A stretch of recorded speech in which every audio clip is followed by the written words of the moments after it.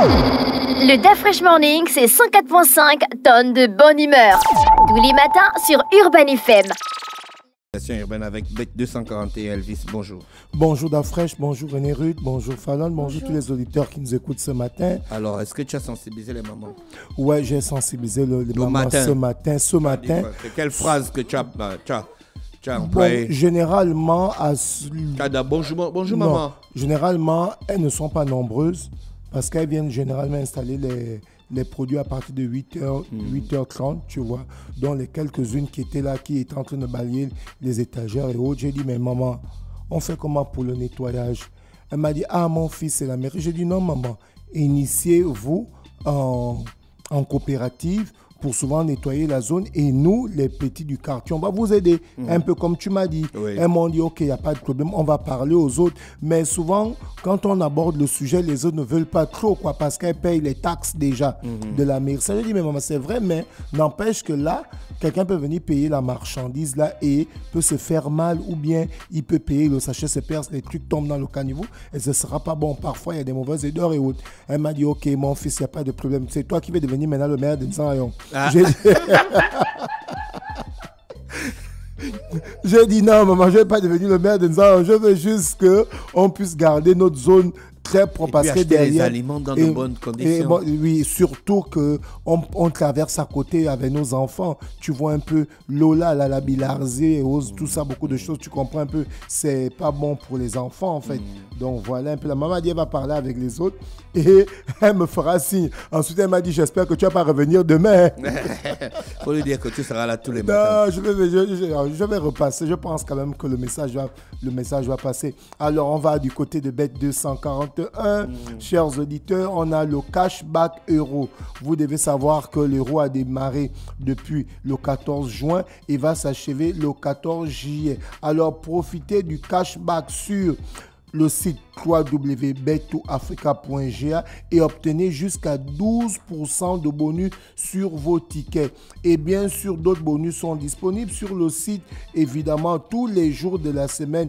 Faites-y un tour et retrouvez-nous sur le site www.bet2africa.ga. Si vous n'avez pas encore créé votre compte, allez-y créer votre compte et vous mettez votre numéro de téléphone sans le 0. On va parler de taekwondo, on va parler de cette compétition qui doit se passer ce 7 juillet. Évidemment, ici à Libreville, en fait, la particularité, c'est qu'on a une ancienne championne âgée de 12 ans à l'époque. Elle s'appelait Mekina. Son petit nom, c'était Apuchu. Elle est décédée le 10 mai 2020. Et du coup, comme elle était la championne des champions et elle faisait partie de l'écurie, l'association Zim Family, c'était son club. Donc, tu comprends que sa disparition a tellement marqué son association et derrière, elle était championne. Donc voilà pourquoi son association Zim Family organise cette compétition qui va se passer du côté du gymnase du lycée national Léomba à partir de 8h00. On parle évidemment de taekwondo. Donc tu comprends qu'on ne rend pas seulement hommage aux grandes personnes. Les associations arrivent aussi à rendre hommage à ces jeunes athlètes qui ont pu marquer, notamment la petite Mekina Apuchu, évidemment, qui a marqué cette discipline, Mekina Puchu, comme je disais tantôt, et on espère que ça va très bien se passer du côté de cette discipline, le taekwondo. Ensuite, on va du côté du football pour parler du football africain. Aujourd'hui, du côté de l'Afrique du Sud, plus précisément dans la ville de Johannesburg, il y aura le tirage au sort de la Coupe d'Afrique 2025 d'Afresh. Tu te souviens que j'en ai communiqué ici, je disais que la CAN 2025 devait se jouer durant le mois de juin au Maroc. Et bien, les dates ont été reportées. Et là, nous savions déjà les dates où cette CAN va se jouer. Non seulement va se jouer du côté du Maroc. Et la compétition débutera donc le 21 décembre 2025.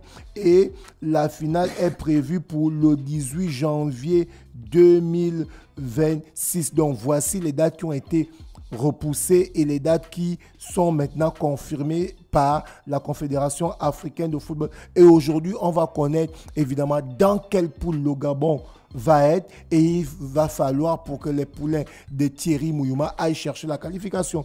Parce que pour la petite histoire, le Gabon n'a jamais joué 3 Coupes d'Afrique d'affilée. La première CAN que le Gabon a joué, on se souvient, c'était avec Jean Thyssen, c'était en 1994, avec les joueurs tels que Guy Roger Zamba, François Mégaz, Étienne Kassangoma, Aubameyang Père, j'en passe, Ginzeng, l'oncle de René Ruth. Ensuite, le Gabon a joué pour la deuxième fois en 96, c'était en Afrique du Sud et on se souvient la magnifique tête de Ginzeng. Et à l'époque, j'étais petit, le grand frère de René Ruth nous faisait rêver en fait. Il fait partie des 2 meilleurs défenseurs gabonais quand même. Quand on parle des défenseurs centraux, bon, c'est vrai que le numéro 1 c'est Kole Manga parce que Kole Manga a fait une très bonne carrière en Europe d'Afrique. Voilà pourquoi Kole Manga est le meilleur. Mais quand on parle des défenseurs buteurs, Ginzeng, on se souvient pendant la CAN 96 du côté de l'Afrique du Sud. Et ensuite, on n'avait pas joué la CAN 98. On avait joué la CAN 2000 du côté de Kumasi et du Nigeria. Ensuite, on a fait 10 ans sans jouer la CAN. Et c'est comme ça, oui, on avait fait de 2000... Sachant que la CAN, c'est tous les 2 ans. C'est tous les 2 ans. On avait fait de 2000 à 2008. On n'a pas joué la CAN. Donc, il avait fallu que, évidemment...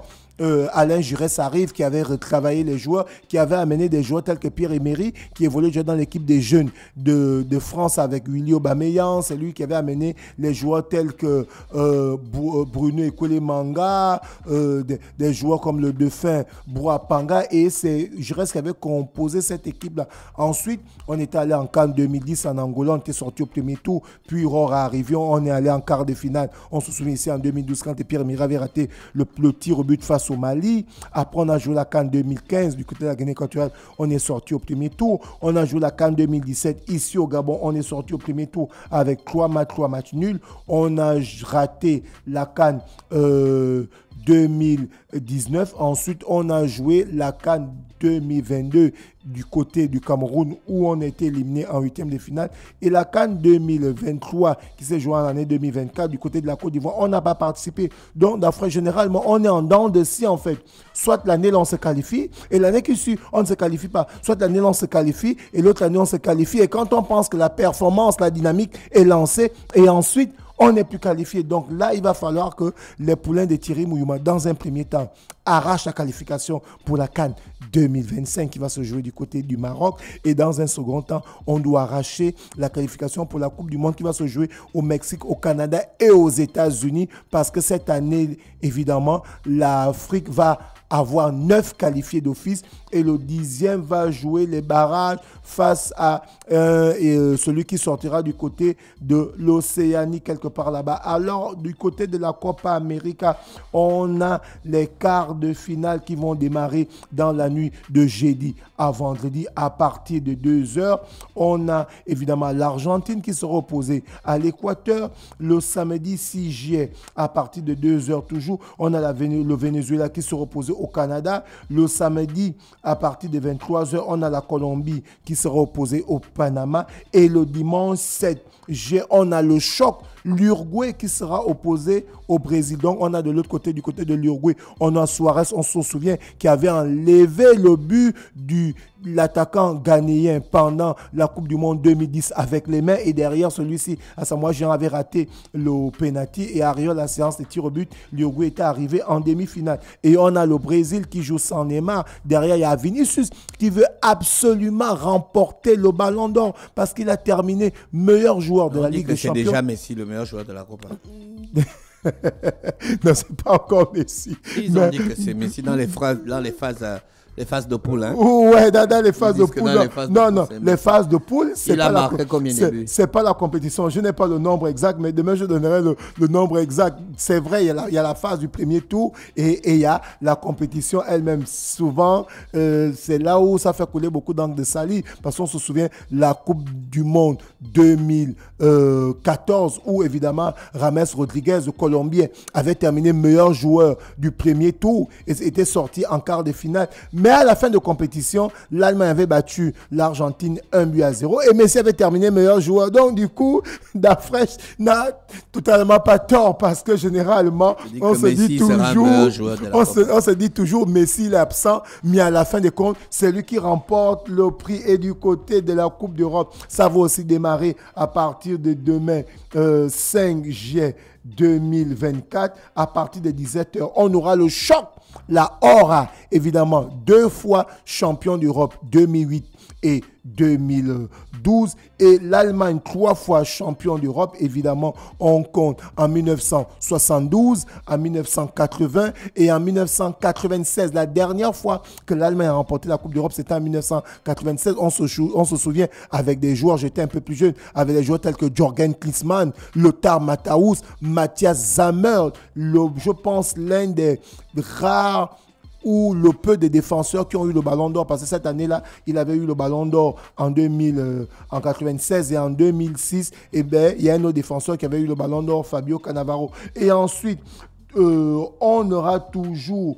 à partir de 20h, on parle des quarts de finale, le choc, où on aura l'équipe de Cristiano Ronaldo, la machine des guerriers. C'est que quand je parle comme ça, Meyaf, Taf et Amenem sont contents parce que c'est leur joueur préféré. Et de l'autre côté, on aura le collectif de l'équipe de France. Évidemment, Kylian Mbappé, Griezmann, Kolo Muani, N'Golo Kanté, etc. Et le samedi, à partir de 17h, on aura l'Angleterre amenée par Bellingham face à la Suisse de Shaqiri, et les Pays-Bas de Memphis Depay va devoir croiser le fer à partir de 20h le samedi contre cette modeste équipe de la Turquie. Donc voici les tableaux complets des quarts de finale, que ce soit pour la Copa América ou pour la Coupe d'Europe. On va revenir chez le sponsor, chers auditeurs. Vous avez le cashback euro, évidemment l'argent, le retour de l'argent, pour parler en français, le cashback euro. Donc, ça se passe depuis le 14 juin jusqu'au 14 juillet. Profitez du cashback sur le site www.bet2africa.ga. Obtenez jusqu'à 12% de bonus sur vos différents tickets. Voilà pourquoi c'est dénommé le cashback euro. Donc, jusqu'à 12% sur vos tickets faits sur le site www.bet2africa.ga. Si tu t'es pas encore inscrit, va t'inscrire sur le site www.bet2africa.ga. Tu mets ton numéro de téléphone sans le 0, tu vas bénéficier de tous les bonus et faites un tour. Vous avez aussi la possibilité de jouer le jeu Aviator, qui est un très bon jeu, et c'est amené par Bet241. Merci Elvis avec nous ce matin sur les 104.5 Urban FM, la station urbaine, dans le Dafresh Morning, le réveil matinal, le plus de la capitale, là sur la radio, la plus de la capitale. On se dit bye bye, on se dit demain à partir de 7h pour le réveil matinal qui vous donne l'énergie, la musique et la bonne humeur. On souhaite une bonne fête de l'indépendance à tous les Américains que je connais, et déjà en particulier à Madame l'ambassadrice des États-Unis au Gabon, et à tous mes frères gabonais qui sont devenus américains. Oni, Richard. Richard. Francesco le lion noir, Faf, et l'indice qualité. Armel et Larissa Antougou. Et tous les autres que je n'ai pas cités. Le Big, l'autre là qui est à Miami, il n'est pas encore américain. Non, pas encore. Il n'est pas encore. Chers auditeurs, voici pour vous l'horoscope. Le Dafresh Morning, c'est 104.5 tonnes de bonne humeur. Tous les matins sur Urban FM.